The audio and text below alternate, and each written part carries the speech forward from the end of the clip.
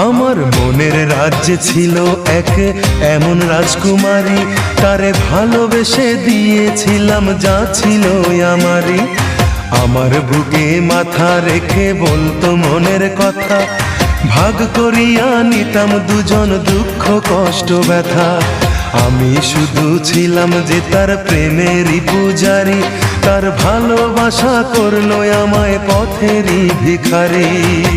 তার কত ভালোবাসি জানে না রে জগৎবাসী, জানে অন্তর্যামী। যখন তোমার কেউ ছিল না তখন ছিলাম আমি, এখন তোমার সব হয়েছে পর হয়েছি আমি।